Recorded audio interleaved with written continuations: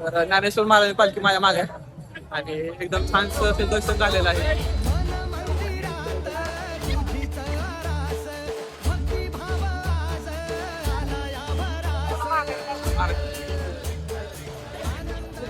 तर दरवर्षीप्रमाणे एक दिवस वारी अनुभवायला आम्ही आज पण बंडी शेगाव मध्ये आलोय. ऍक्च्युली सकाळी वेळापूरला गेलो होतो, इकडे गोल्ड रिंगण होतं आज, ते अनुभवायचं होतं.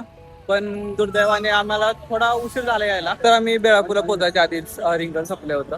तो तिथून निघालो. तर आता आम्ही चिंचणी फाट्याला आलोय आणि तर आम्हाला आल्या आल्या मुक्ताबाईंच्या पालखीचं दर्शन झालं. माझ्या मागे पालखी आहे. आओ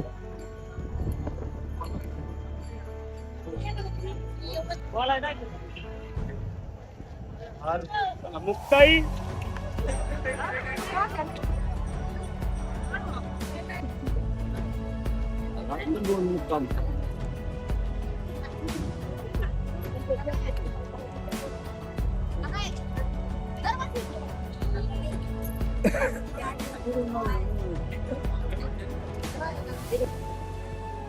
तर आता दुपारची वेळ झाली होती आणि संत ज्ञानेश्वर महाराज आणि संत तुकाराम महाराजांच्या पालखीला अजून अवधी होता.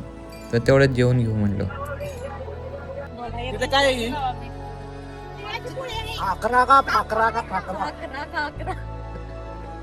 करा नाही काय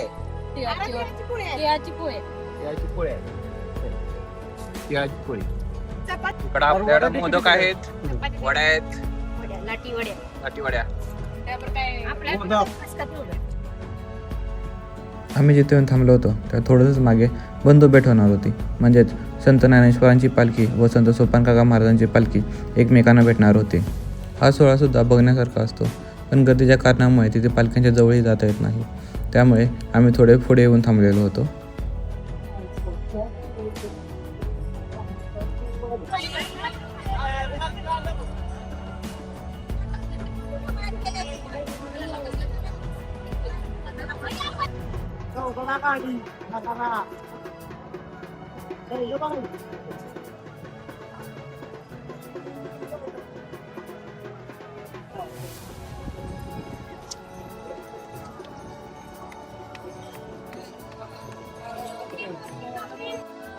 तर जवळपास 3-3.5 तास वाट बघितल्यानंतर तो क्षण आला. खाली संत तुकाराम महाराजांची पालखी आलेली आहे. महाराज पालखी कधी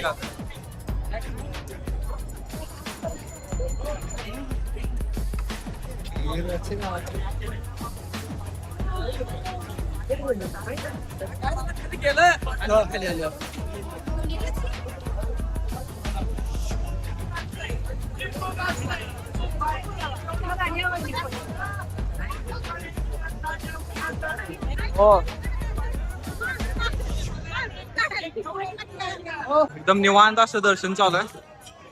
तो काय महाराज पालखी थांबलेला इथं, काही गर्दी नाही.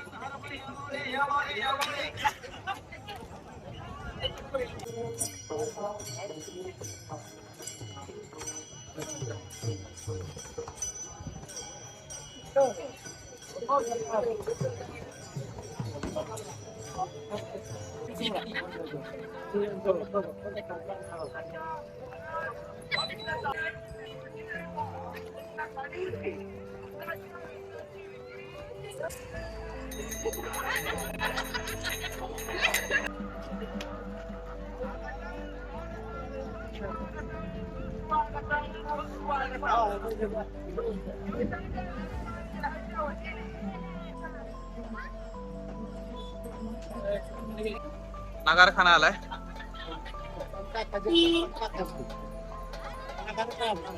तर सोपान काकांच्या पालखीचा नगारखाना आहे हा.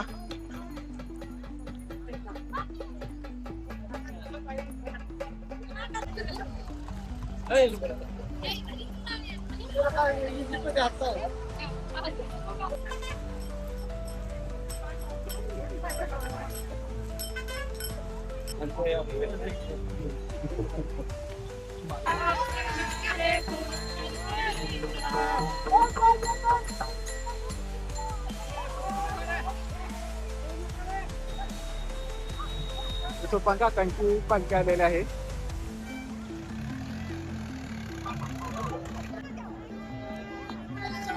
भरपूर गर्दी आहे.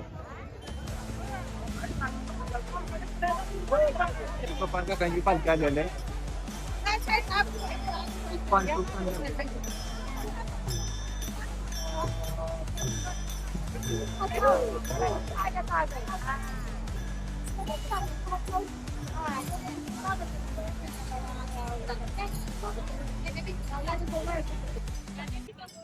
तर यावेळी वारीत असं काय झालं की ज्याला निव्वळ योगायोग म्हणावा की माऊलींचा चमत्कार हेच मला कळत नाही. वारी म्हणजे लाखो वारकऱ्यांचा महासागर.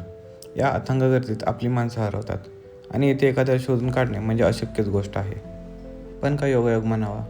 या प्रचंड गर्दीत संत श्री ज्ञानेश्वर महाराजांच्या पालखीसोबत चालणारा माझा मित्र नीरज मला अचानक समोर भेटला. त्याला बघून असे माझ्या अंगावर शहारे आले. मला 2 मिनिटं कळत नव्हतं की काय चाललंय हे. आमची काही क्षणांसाठी भेट झाली, पण आयुष्यभर लक्षात राहील अशी अविस्मरणीय भेट होती ही.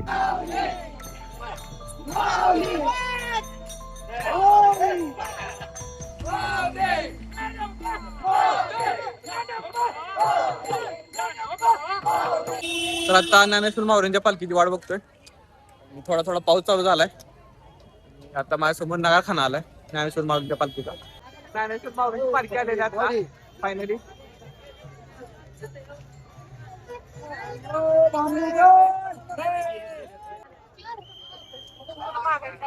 पालखी आलेली आहे.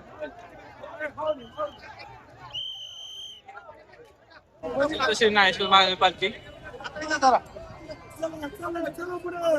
तर ज्ञानेश्वर महाराज पालखी माझ्या मागे आहे आणि एकदम छान दर्शन झालेलं आहे.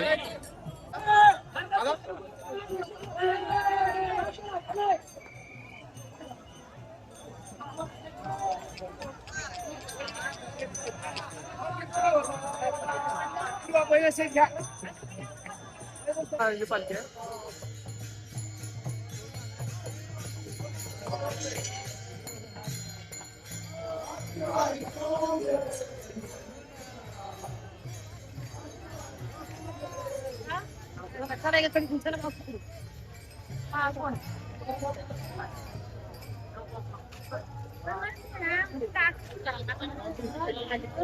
वारीत पालख्यांचं दर्शन करून झाल्यानंतर आम्ही आता पंढरपुरास निघालो.